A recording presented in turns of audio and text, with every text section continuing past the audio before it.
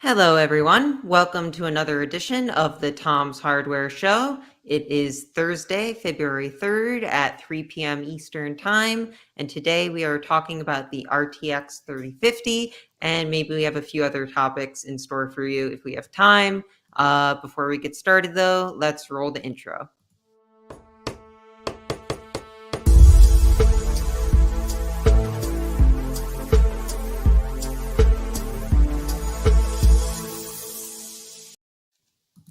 Hi, everyone. So this is the Tom's Hardware Show. As you can tell from my slides over on my right-hand screen, we have some charts to show you, but why don't I put those away for now? Joining me today is Jared Walton, Senior Editor for Tom's Hardware, who has recently looked at two models of the RTX 3050. How are you doing, Jared?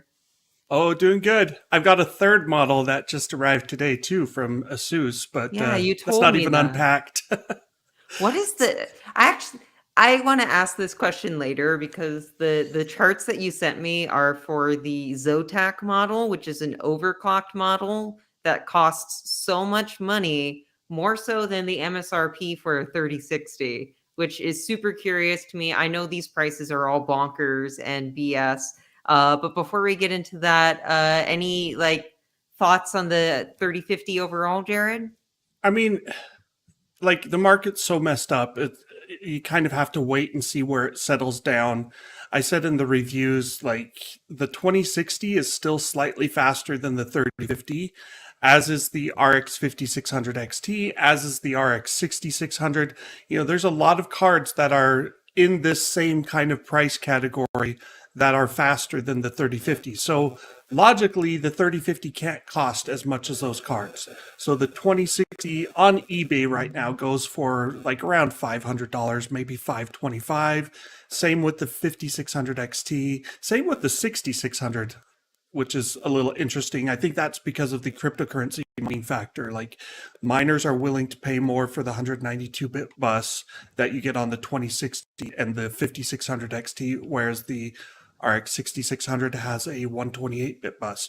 And That's that's Oh, go on. oh, I was going to say, and that's what the RTX 3050 has as well. It's a 128-bit bus, has 8 gigabytes of memory, so it's got lots of memory, but because Ethereum mining and mining in general are often pretty bandwidth intensive, that means you get 2/3 of the performance of like a 2060.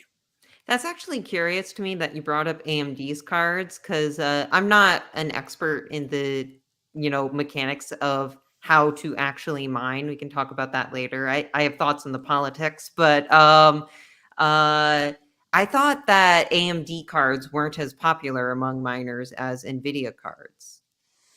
So it varies depending on the model. In fact, it's kind of funny because the previous generation 5000 series, in some cases, is better than the 6000 series. The well, maybe not better, but similar. So like the 5700 XT has a 256-bit memory interface, GDDR6 memory.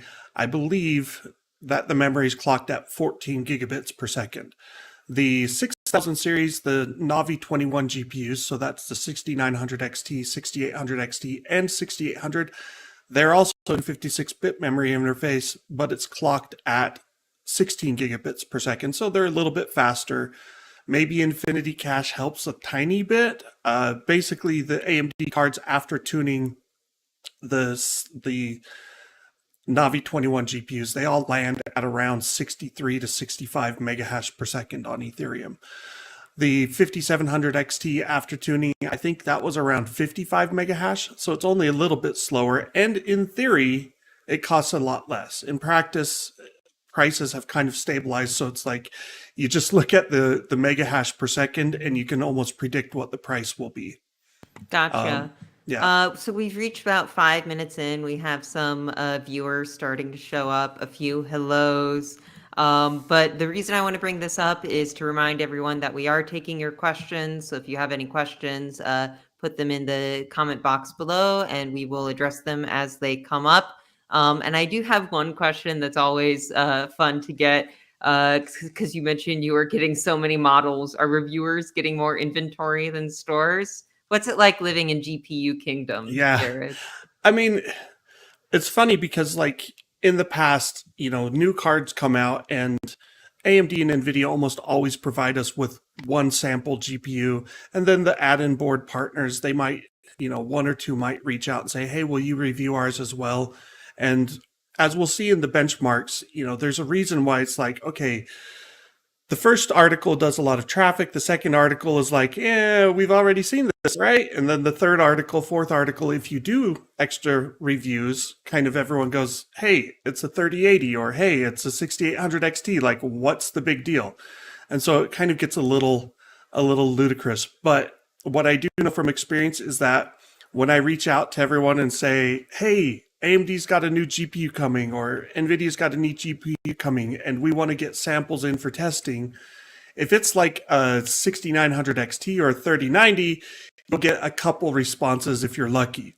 When it's a $250 card, then all of a sudden people come out of the woodworks and they're like, yeah, we'll send you a card. I mean, I want to say I had like 5 1650 cards sent to me back in the day, all that same week. I'm like, okay, I can't review all of these, but yeah.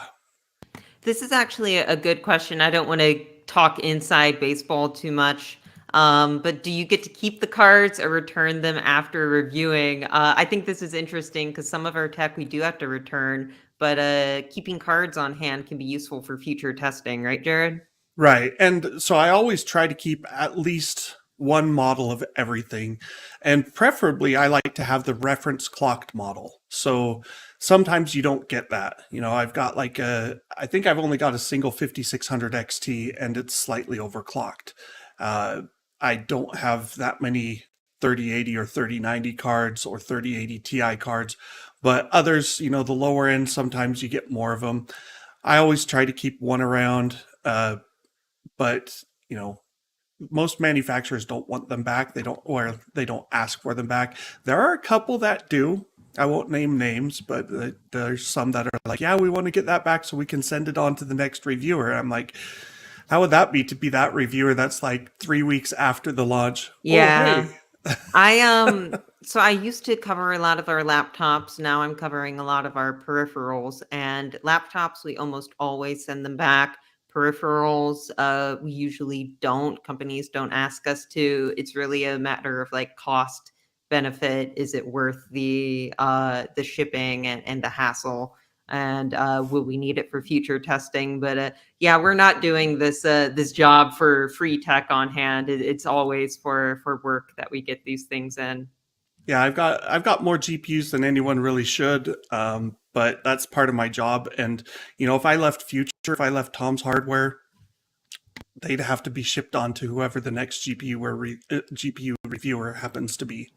So Great. So I do want to get into the specs, but while we're looking at user questions, I'm not sure what this is comparing it to. I think you were talking about bus earlier, but they asked Navi are the same. yeah, are you talking about like there's first generation Navi 1X and there's Navi 2X? The RX 5000 series is the 1X. The RX 6000 series is the 2X.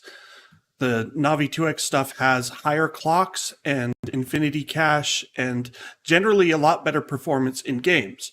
For cryptocurrency mining, it still largely follows your memory bandwidth. So, if you've got a wider bus at a higher clock speed, you'll get higher Ethereum hash rate. If you have a narrower bus like the RX 6500 XT, it's a terrible mining GPU because it's a 64-bit bus. And so, AMD was like, yeah, that's going to be the savior of this card because miners aren't going to want it. But I'm like, yeah, except GTX 1650 Super, RX 5500 XT, 4 GB. They all have 4 gigabytes of memory as well. They're all still selling out because miners grabbed up as many of the high-end, expensive, fast mining cards as they could get, but there's still a demand from gamers, and there have been shortages for the past year and a half. Thank you, Jared. So I feel bad because I keep asking you to be on the show over and over again just because you've been looking at so many things. But you did bring up the 6500 XT there. And we looked at that a couple weeks back. It's got a 199 MSRP. We generally did not like it. Now we have the RTX 3050. You looked at a model from EVGA that was just $50 more, 250. And then you looked at a Zotac model that we have charts for today that is $400. Huge step up in price. So let me pull up these charts. Again, I'm not sure if I'm comfortable calling this a budget card quite so much as a 6500, especially because, they're not going to be selling at whatever price they say they're selling at. But as another low end card, how do you think this compares to AMD's offering? I mean, if you're comparing a $250 3050 against the $200 6500 XT, the Nvidia card walks all over it. It's not even close. It's like 30 to 50% faster at 1080p. It can legitimately run 1440p at ultra settings. Like, it's not getting 60 frames per second, but it's still getting 30 to 40 frames per second. The 6500 XT, it's like it can do 1080p medium to high settings. As soon as you exceed 4 gigabytes of memory use for the VRAM, it starts to really struggle. And the Infinity cache is only 16 megabytes, so it's also not going to hold as much data. And then if it exceeds Infinity cache, you're stuck with this 64-bit memory interface. So it's got like half the bandwidth as a lot of the other budget-friendly cards, or theoretically budget-friendly. This category here that just says RTX 3050 that I'm kind of circling with my mouse, is that the $250 one? Yeah, so that's the EVGA XC Black. I can hold that up. This is their reference clocked model. Zotac has the Twin Edge OC, which is what I've got, and then the regular Twin Edge. They, as far as I know, they look identical. The only difference is the OC has a 1.7 megahertz overclock on the boost clock. So you see those two, and then I've also got one in the charts that says RTX 3050 Zotac OC'd. That is manual OC. That is not what what the card runs at stock. The big change there is I was able to boost the memory clock up to 16 gigabits per second instead of 14. And, that's like a 14% increase. And in games, that provides roughly, overall, it was about 10% faster. I also boosted the core clocks, I think 200 megahertz. So, a pretty decent overclock all told. That's kind of the high water mark for what I expect you'll see from 3050 cards. Like, the highest factory overclock probably won't match that card. And so it's the charts just to show, like, no matter how good the 3050 is, it's not going to beat a 3060. It's not even going to come close. Gotcha. So I wouldn't normally like to compare the 3050 to the 6500. I just feel like I'm at a movie theater and I'm buying a Coke and they're like, well, for, 50 cents more, you can get a large. It's like, if I'm already spending $200 and I can spend an extra $50 to get almost double the FPS here. Well, this is at 1080p Ultra. So at 1080p Ultra, and if we flip through the individual game card charts, you will see cases where the game clearly uses more than 4 gigabytes of memory. So like Far Cry 6, I think kind of varied a little bit over time. So if you ran it 20 times, you would typically get like half of the runs would be what I show in the charts, and then half of the runs would be awful. And it was like, I don't know, it's struggling to figure out what to do with the amount of VRAM it has if you don't have at least 6 gigabytes for 1080p Ultra. So I took the kind of best case or better case scenario on all the 4 gigabyte cards. But then if you go to, I think, Forza Horizon 5, now that one, you can see all the 4 gigabyte cards clumped at less than 30 frames per second. It uses probably 8 gigabytes of VRAM, and it legitimately uses close to that much. So, you can allocate 8 gigabytes, but only really have the game using 6 gigabytes or whatever. I guess the 6 gigabyte cards don't do too bad here. But you can see that the 4 gigabyte cards all really struggle, and that's because it legitimately is having to pull data over the PCI Express bus, which is an order of magnitude slower than having the data in the GDDR6 memory. Gotcha. So for the RTX 3050, I know that you also look, the Zotac reaches $400. The RTX 3060, I believe the MSRP, and again, you're not going to get it at that, but you might not get the Zotac at $400 either. Is like 329, if I remember off the Yes, top of my head correctly. right. So why would you get the Zotac as opposed to the RTX 3060, which is more powerful and costs less? I mean, the only reason you would get it right now is because maybe you can. Like if you go to your Best Buy or Newegg or Amazon or choose whatever store you want to name, even Micro Center, there's a very real chance that you walk in and there is nothing at all on the store shelves. And my guess is, like, Nvidia hasn't told me this, but I think when they launch their cards, they have an agreement in place with their partners that you must have a reference clocked card that sells for our MSRP. So the Twin Edge sells for 250, the EVGA XC Black sells for 250. I think it's the Asus Phoenix sells for 250. All the brands had like their base model $250 card. And then if you overclock the cards, or not the card, but if you overclock the GPU and you give it a different model, then NVIDIA's like, yeah, you can charge whatever you want for that. And that's where like the XT gaming is $330 instead of $250. The Zotac Twin Edge OC is $400. I think there's an Asus ROG Strix. I'm not positive if it's an ROG Strix, but I remember there was one from Asus that had an MSRP of $480 or $490. Maybe it's got some other cool features that people might like, but traditionally, you would see, like, if you went back 3 years ago to like the what's a good example, a 2060 launch probably, then you would have the reference clock cards and the base models that would all cost MSRP of $350 at the time. And then Asus and EVGA and all the other companies would come out with their overclock cards, and they would be the same design but with a small overclock, and they would sell for like 10, maybe $20 extra. And then you'd get the extreme versions with the triple fans and the RGB lights all over the place and dual BIOSes and maybe some other extra features that are kind of nice to have. And those might sell for, depending on the model of card, it might be $50 more than MSRP to as much as maybe $200 more if you were looking at like a high-end RTX 2080 Super with liquid cooling, hybrid cooling, right? But that was kind of the extreme, and most of the cards would be within $50 to $100 of MSRP, even on the high end.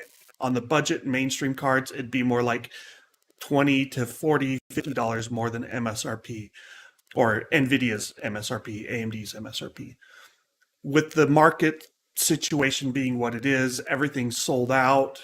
There's this huge demand from both gamers and still demand probably from miners. I actually wrote up an article that will go live on the site possibly today, possibly tomorrow. That's basically the economics of mining in 2022 and looking at it. And it's just like, if you didn't start mining last year on GPUs, like, it's a really bad idea to start now. I'm estimating like Yeah, two I to three wanted to years. to talk about that after we finish talking about the graphics card because these cards we keep saying, oh, miners are going to scoop them up. Maybe existing operations, but I would not get into mining right now. Mining is something you wanted to get into several years ago. Yeah, and I mean, there's optimists that are like, hey, Bitcoin and Ethereum are going down in price. Now's a great time to mine. But I'm like, if you think Ethereum and Bitcoin are going to shoot back up, like, forget mining. Just go buy the cryptocurrency. Right, exactly. It's like a It's stock. Yeah, at this yeah, point, it's an asset that for the most part you want to trade with the assets that already exist. yeah. And some people will say, well, there's less risk if you buy the hardware. I'm like, when you're paying the prices that you have to pay for GPUs and ASICs right now, if you're doing Bitcoin ASICs, like, it's not risk averse. It's still a huge risk, and you can also have hardware fail. So I'm like, I don't really think it's a great idea to start mining. If you do mine, like, that's your choice, and that's fine. I'm not going to try and hunt you down and stop you, but don't be surprised anyone who starts mining now, especially if you never actually get into the black.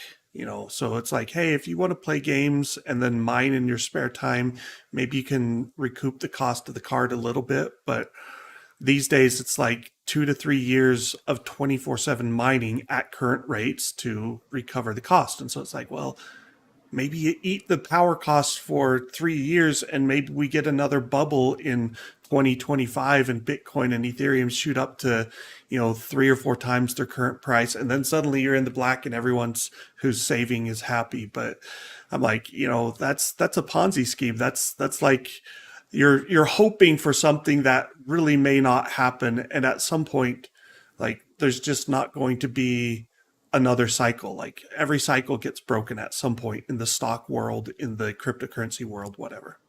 Exactly. So we have a couple more questions from viewers. I'm not 100% sure what this is referring to. Does an RTX 3050 need to be overclocked so it can surpass the RTX 2060? Is 3050 a very light version? So if we look at the charts here, do we have it? We do have a 2060, and it does go above the base RTX 3050 that you looked at. Yeah, so flip to Forza Horizon 5. Okay. So this is a game that used more than 6 GB. It's one of the few instances where the 2060 was slower than the 3050. Go to Watch Dogs Legion, and you can see there the 2060 is again slightly below it. Those are the exceptions. Those are games that very definitely use more than 6 GB of VRAM, and so the extra VRAM on the 3050 does benefit a little bit.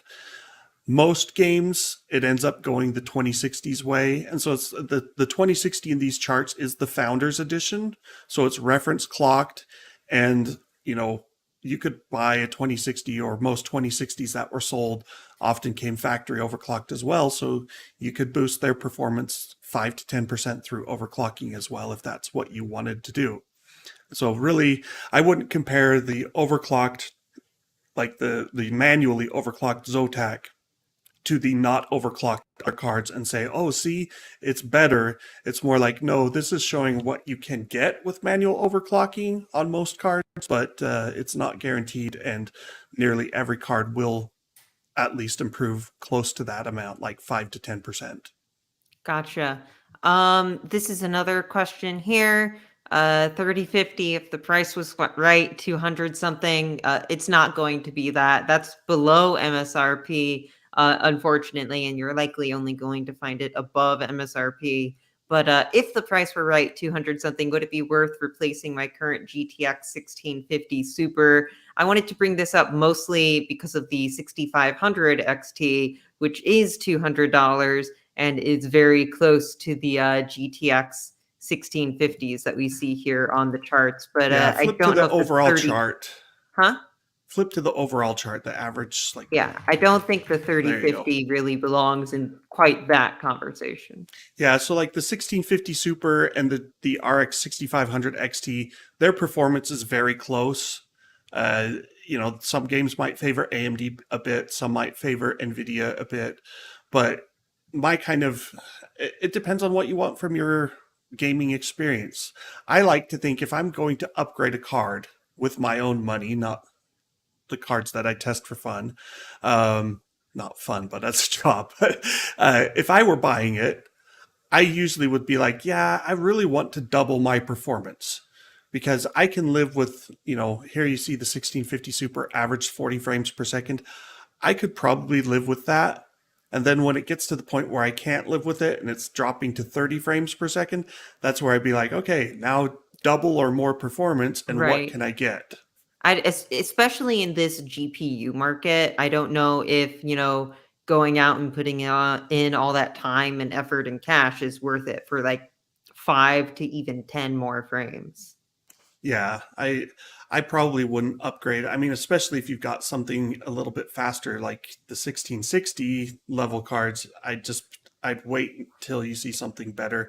And at this point, honestly, we may as well wait for Ada Lovelace, the RTX 40 series, and AMD's RDNA 3.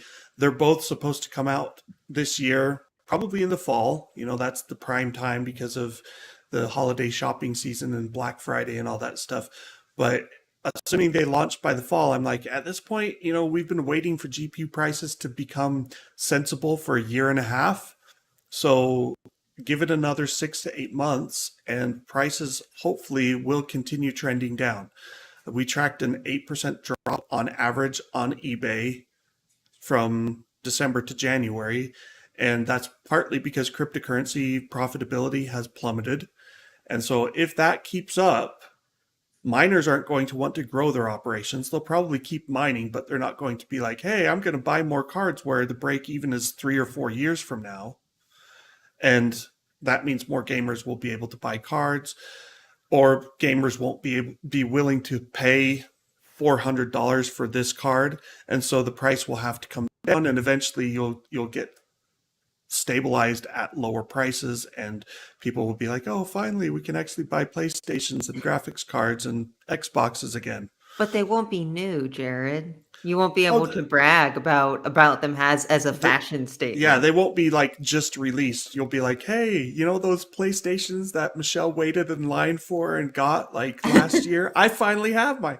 I waited 20 minutes. I'm teasing. I know. This is a good question, actually. I assume the answer is yes, but do the 3050s have DLSS, and might that be worth getting them for the price 250 versus something like a 6500 or Yeah.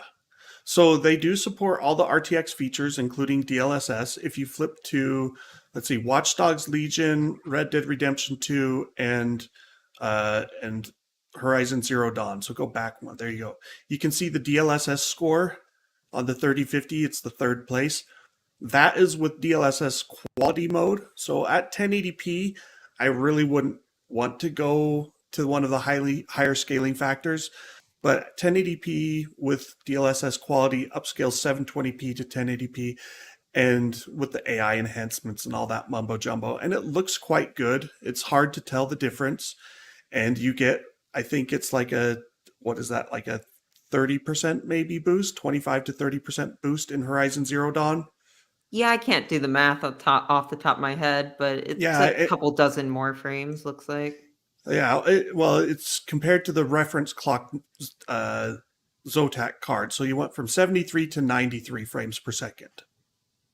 If you flip to Red Dead Redemption 2, the gains were much lower. We went from 51 to 55 frames per second. It's just not as demanding a game. Watch Dogs Legion was again more of a significant jump. You got 10 extra frames per second, 10, but that was from 48 to 58. So you're very close there to hitting that 60 frames per second. Drop a couple other settings a notch and you could get there. Gotcha. I also tested ray tracing games. Like, I didn't send you those. Maybe I should have. You can look at the full article, but if you are interested in trying out ray tracing, it's still the same story. The 2060 is generally a little bit faster in most cases. The 6500 XT isn't even worth talking about for ray tracing. Like, it just totally failed. It didn't run 2 of the 6 games I tested. One of them wouldn't even let try. The other, Fortnite, kept crashing. These were more demanding ray tracing games, but I feel that's fair because, like, if the ray tracing doesn't do a lot to visuals, why enable it? Shadows, I think, is the worst ray tracing, where it's like, yeah, they look a little better, maybe a little more accurate, but I'm like, shadow mapping with like the soft edges effects that we get, like, it looks pretty dang good. I think the ray tracing that I like the most is, well, obviously there's the lighting, but also like the place where it's most noticeable to me is in reflections. It's like if I'm standing in front of a mirror in game and ray tracing off, it's just like a blank surface. Ray tracing on, it looks like an actual mirror. That's more noticeable to me. Yeah, and so it's like if you have a puddle of water, you can do screen space reflections where they do some math and they take what's on the screen here and kind of calculate how it would appear on the water, add some fuzziness, and you're okay. But if you have a flat surface, it's like, well, it can't it can't show you a reflection without actually calculating a reflection. And so some games will actually basically do a portal and Mm-hmm. say, or a viewport, and they say, hey, I'm going to do this viewport, calculate what the world looks like from there, and map that onto that reflective surface. And it's very or graphics processor intensive. And so you don't want to do that very much. And so then you're like, oh, we got to be careful how many mirrors we put into these areas. There's Ray also the thing where tracing, you can just like render the room twice or make it twice as big. And then you get like easy cheat solutions. Way back in Mario 64, we had Mario yeah, running around in a mirror, and that's because there was another model on the other yep. side of the mirror, which was just more of the room.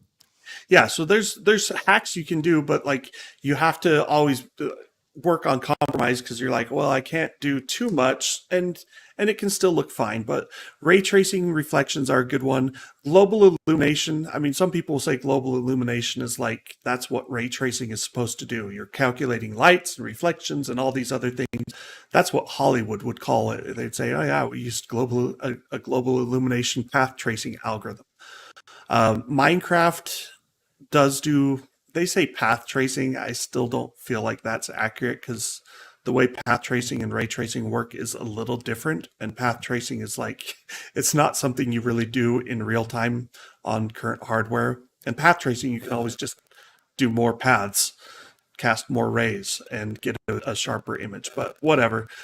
Minecraft RTX looks quite nice, and it takes a game that runs at like hundreds of frames per second and makes it run at 60.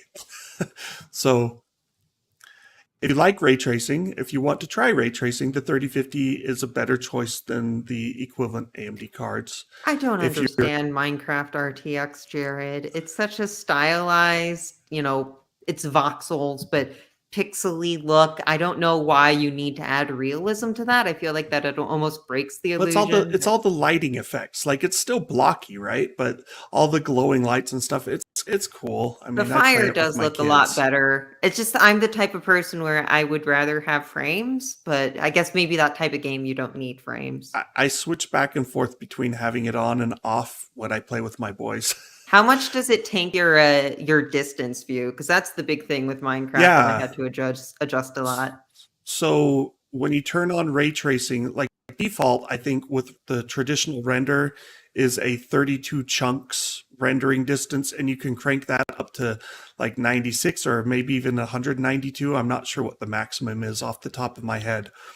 With ray tracing enabled, the default is 8 chunks, and you can crank it all the way up to 24 chunks. So it really does Okay, cut that's not the view distance horrible down. Yeah.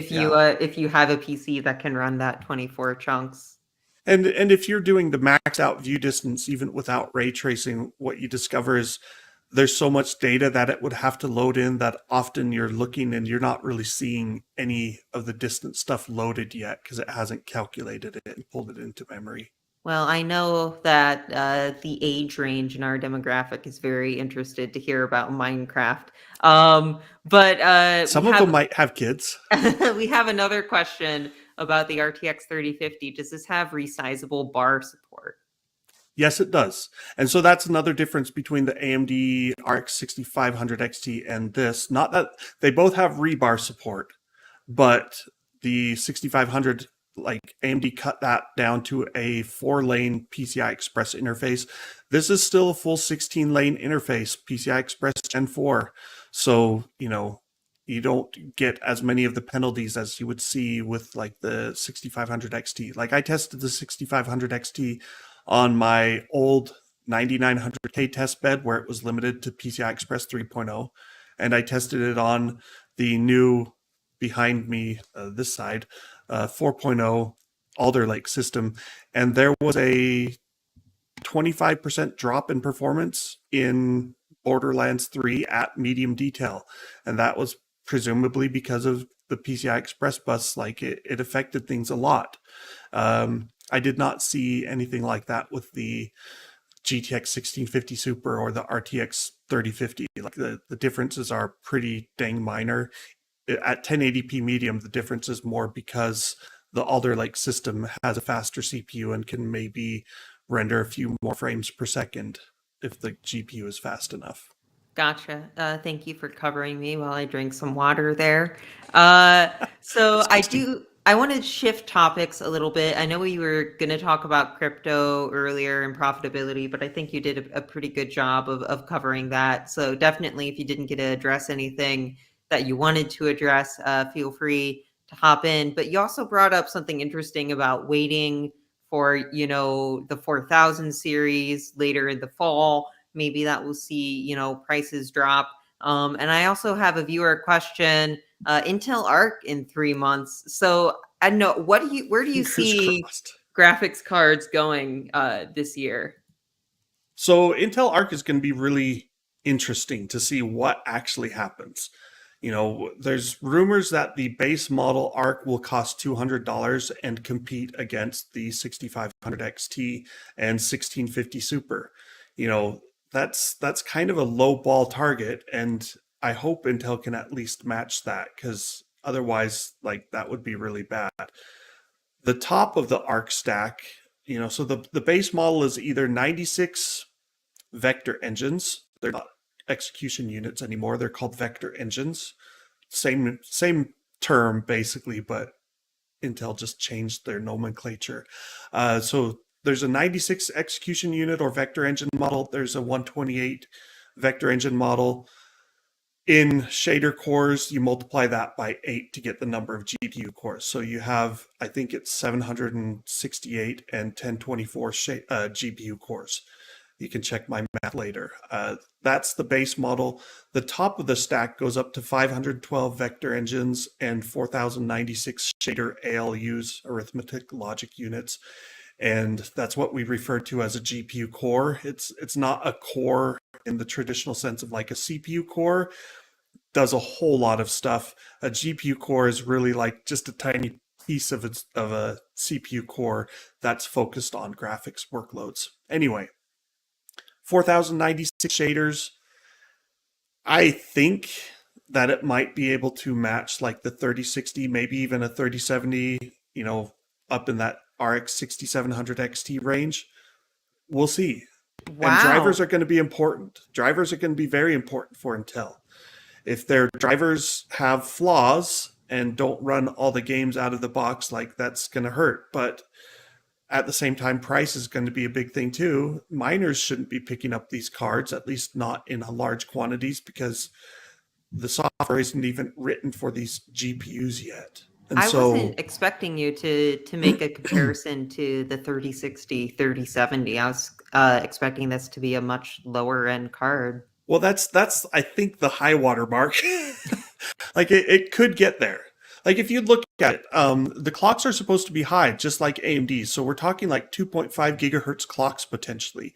And if you look at like the AMD GPUs with 4,000 shader cores, that's like the 6700 only has 2560 shader cores.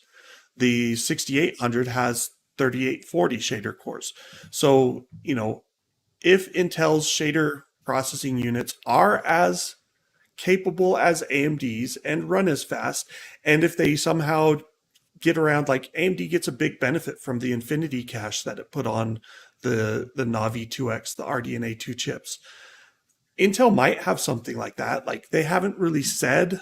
I don't think they have a big cache, but we'll see. AMD's Um, graphics cards also like advertise being able to synergize with their CPUs really well. Do you expect that to be the same with Intel Arc and Intel CPUs or? I think that's mostly marketing. Like, Yeah, I feel the same way. Like, there might be a few instances where you get a few percent higher running an AMD GPU on an AMD CPU versus the Intel. But a lot of that initially was because AMD was the first to add resizable bar support, and they called it Smart Access Memory, SAM. And then everyone else kind of went, oh, yeah, well, that's been in the PCI Express spec for a while. We should enable that. So all the Intel platforms from the Z300 series and earlier started getting BIOS support for rebar. And so that kind of got back the 5 to 7% boost that AMD was seeing. And it's often up to game optimizations. Intel is the standard better or worse. And so games are more likely to use an Intel compiler that targets Intel's architecture. I mean, I studied computer science, so one of the funny things at one point was that someone showed Intel's compiler running Intel's optimizations actually performed better. That code performed better on AMD CPUs as well. The other compilers just aren't quite as up to snuff sometimes. So I think there are cases where AMD CPUs and GPUs paired together give you a slight advantage. Overall, though, it's pretty negligible. And the same goes for, you know, I guess Intel GPUs on Intel CPUs. Like their integrated graphics weren't fast enough to matter. But with Arc, maybe they will be. I Arc haven't. is going to be a mobile play, though, and I think that's the bigger story is that Intel will be able to better optimize power management and battery life with running an Intel graphics card on an Intel platform. And There I are think going to that's be desktop versions of Arc, though, correct? yes, yes. Yes. And so that's kind of what we don't know for sure. Like it used to say Arc was coming in Q1 2022, and then it changed to coming in 2022, but we know certain models will launch in Q1. The question is, will they be laptop only? Will they be laptop and some desktop? Will they only be the lower tier? So there's like DG2 128 and DG2 512 are kind of like the chip names. One has 512 vector engines, one has 128. All indications are the 128 version is pretty much done. They're ramping up production and it will be out in the next month or two. I don't know how much they're doing with the bigger chips because, Gotcha. you know, if you can get 2 or 3 times as many smaller chips out of a wafer and you sell all of those, you might get better economies of scale doing that than trying to make the faster, bigger chips. So we were talking about Intel CPUs coordinating with the GPUs and how that's largely just marketing speak. But do we know a lot about XeSS, how that'll compare to DLSS? You know, what the Intel solution will be like? So they hired a guy who used to work for Nvidia who worked on DLSS, is my understanding. You know, if you can't beat them, poach them.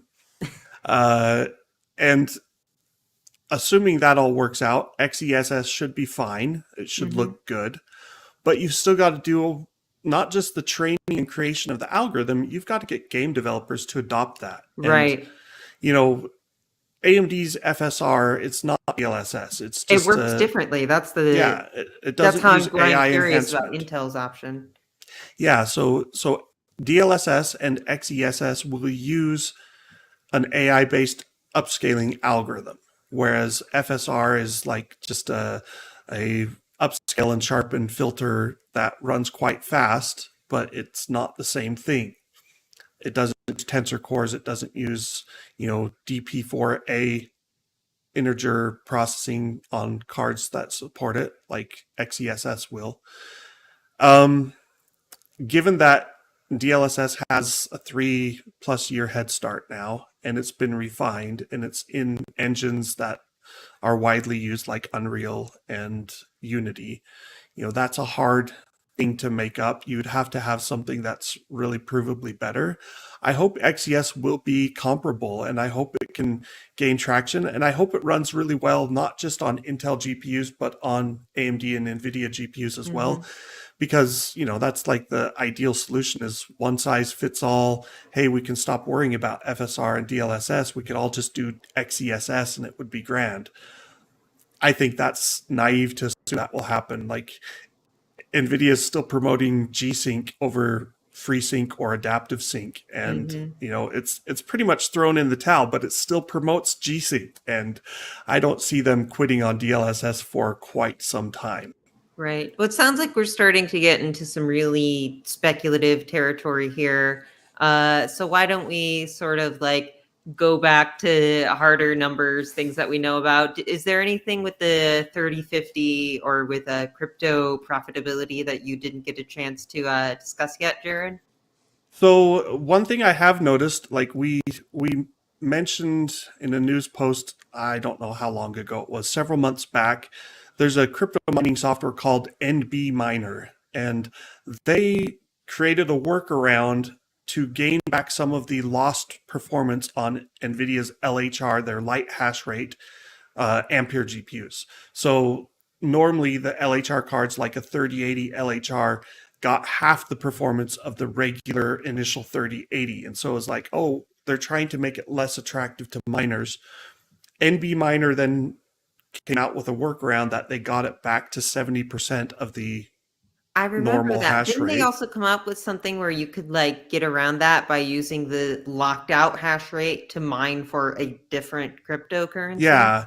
So, and it had to be like, the problem is if you're doing one algorithm that's Dagger Hashimoto or Ethereum hash or whatever you want to call it, and then you start running a separate algorithm that's doing a completely different hashing scheme, then they're going to start fighting over cache resources and other stuff. And it's not always a perfect thing. So you got to be careful which algorithms you run concurrently. Uh, I never really bothered looking into that. I just kind of took their word for it. But what I was going to say is when I tested the 3050 and incidentally, when I tested this big We monster, have it.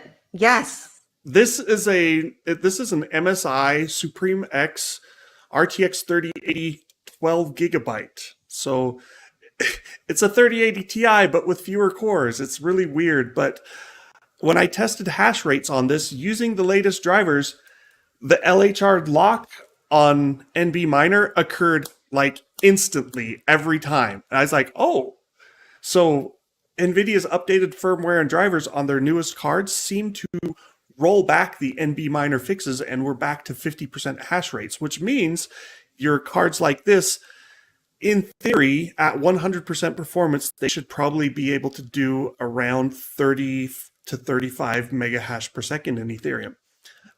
In practice right now, you're getting like 16 to 18 mega hash per second. And yeah, power is low, like 50, 70 watts, whatever. But at the same time, so is performance. And so you go, well, if you're spending $600 on the rest of the PC or $700 even on the rest of the PC, you don't want to use really slow cards and, hey, I've got 6 slow cards that equal 1 fast card.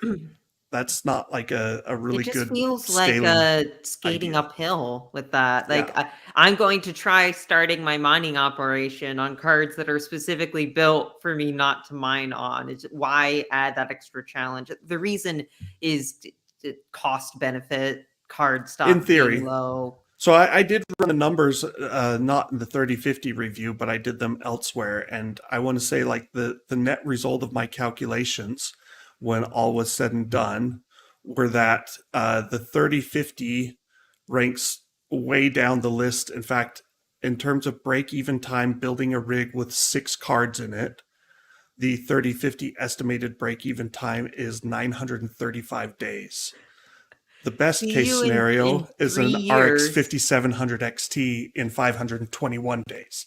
So it's like, yeah, mining on a 3050 would be a terrible idea And in my books. like you said earlier, you could bank on a future bubble happening, but at that point, you're just trying to be the person who's not left holding the bag so that someone else gets screwed over instead of you.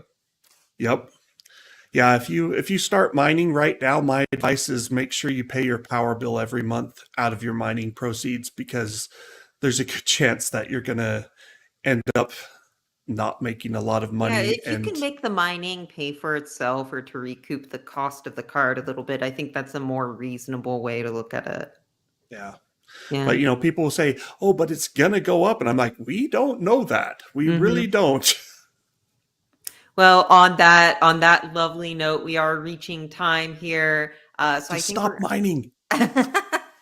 I think we're going to end the show a little bit early. I agree 100%, Jared, to be honest. As an So, have you employee of seen the Tom's power? Hardware, just straight up saying that I agree. I hope I don't get in trouble with that. But, So get this: like the current estimates are that Ethereum's mining network uses 111 terawatt hours per year in power. Like, to put that in, that's 111 trillion watts of power of watt hours per year.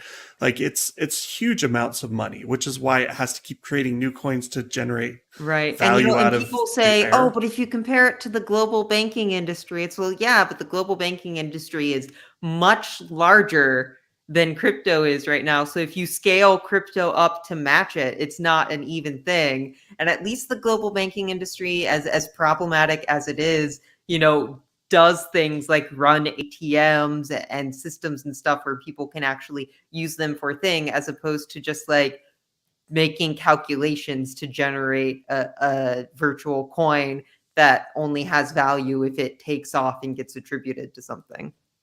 Yeah. Yeah, so that's the I mean, it's I don't know what their worldwide power draws now, like ranked quite high in terms of countries' power use. So the Bitcoin and Ethereum networks are using a lot of power. That's the basic end of the story, is that there's a lot of power being used that could be put to other use instead. Exactly. Shame, says Raphael Hassel. I hope I'm pronouncing that okay. I should. I have a German last name. Hassel sounds kind of Germany. But before the producers yank me off stage for talking about crypto in a bit more of an honest light, I'm gonna go ahead and end the show. Thanks so much for joining us, Jared. And we will see you next Thursday at 3 p.m. Eastern Time. So look forward to it, and we'll see you then. Bye, everyone. Take care.